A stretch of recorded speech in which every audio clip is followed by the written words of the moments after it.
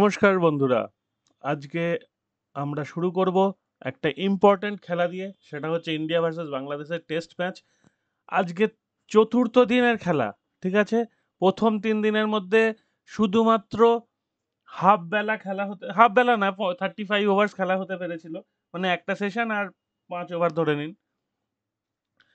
তো 2.5 ঘন্টা থেকে 3 ঘন্টা খেলা হয়েছিল এখনো পর্যন্ত। 3টে দিন অতিক্রান্ত, আজকে চতুর্থ দিনের খেলা। খেলার সবাই ধরে নিতেই পারে যে খেলাটা ড্র হতে চলেছে, কিন্তু আমি একটা পয়েন্ট বলতে চাই।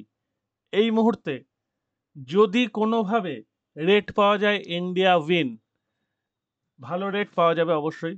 ইন্ডিয়া উইনে লাগান, অথবা যারা এক্সচেঞ্জে খেলেন তারা কিন্তু ড্রটাকে লে করতে পারেন, ঠিক আছে?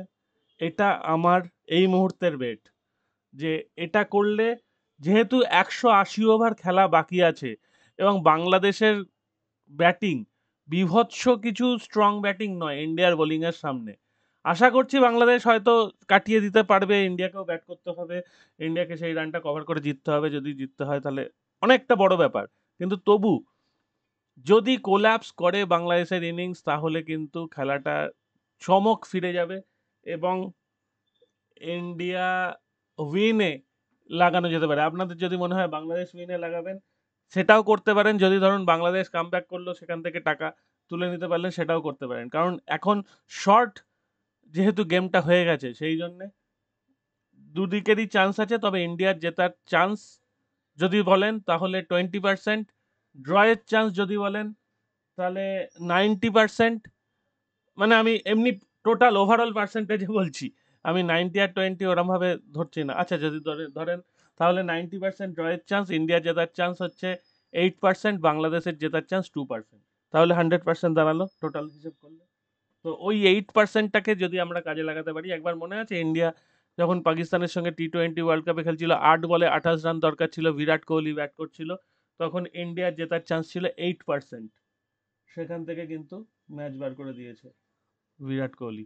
তো সুতরাং 8% থেকে ম্যাচ বেরিয়ে যেতেই পারে, ঠিক আছে?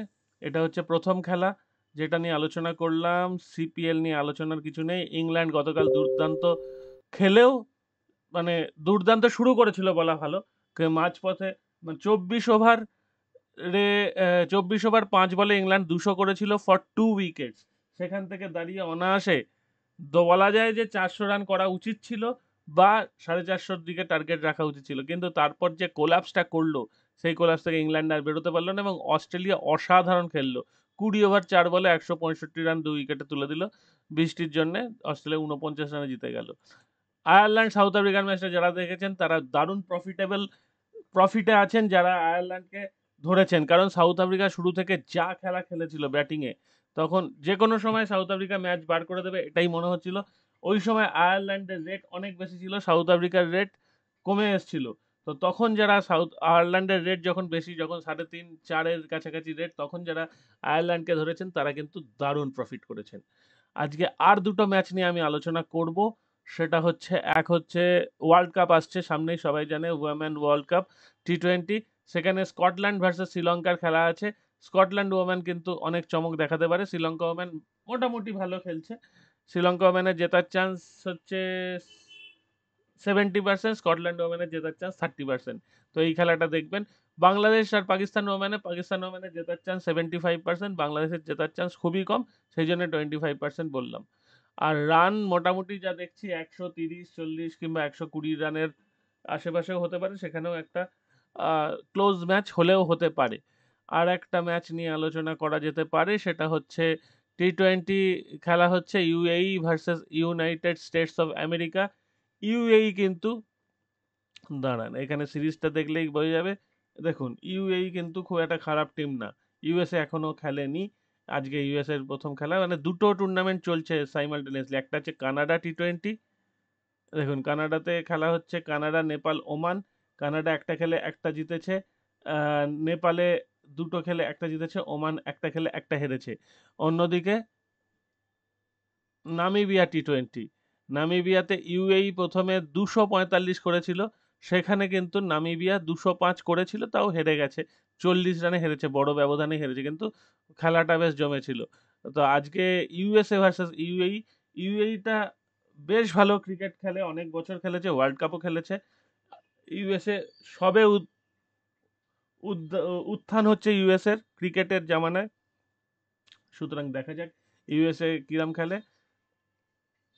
তবে ইউএসএ আজকে জিতলে খেলাটা বেশ জমবে, কারণ ইউএসএর একটা উইন হবে, ইউএর একটা উইন হবে।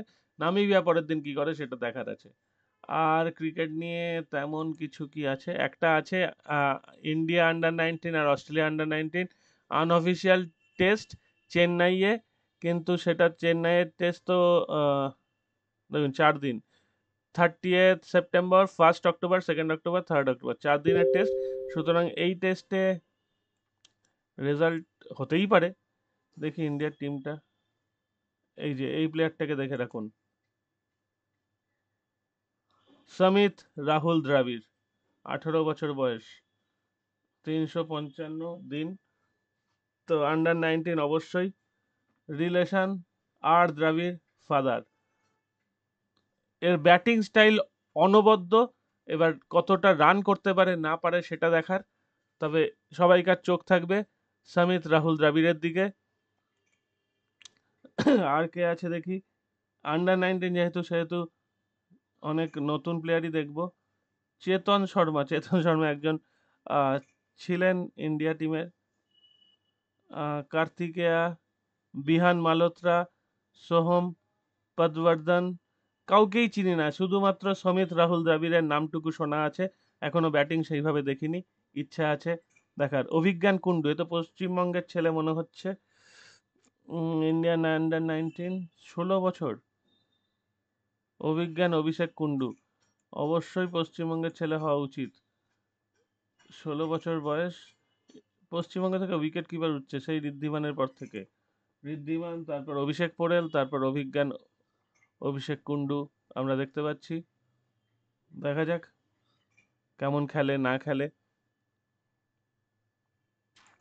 আর অস্ট্রেলিয়ার টিমটাকে দেখলেও আমি কাউকেই চিনতে পারবো বলে মনে হয় না, কারণ এদের খেলা দেখার সম্ভাবনা নেই। শুধু একজনকে দেখছি, রানাল্ডো, নট রোনাল্ডো। তো আমি ভাবলাম রোনাল্ডো ক্রিকেট শুরু করেছে, তো ভালোই ব্যাপার। এখানে ক্রিস্টিয়ান, এখানে রোনাল্ডো, ক্রিস্টিয়ানোও নয়, রোনাল্ডোও নয়। তো যাই হোক, ছাড়ুন এসব, এখন এসব ভেবে লাভ নেই। আর তেমন কিছু খেলা নেই যেটা নিয়ে আলোচনা করতে পারি। আর শ্রীলঙ্কা অসাধারণ জয়লাভ করেছে টেস্টে, সেটা তো হয়ে গেছে। তো আজকে আর অন্য কিছু নিয়ে আলোচনা নয়, ক্রিকেট নিয়ে আলোচনা শুরু ছিল, ক্রিকেট নিয়ে শেষ করছি। টাটা, ভালো থাকবেন। দেখা যাক কি হয় বাংলাদেশ ভার্সেস ইন্ডিয়া।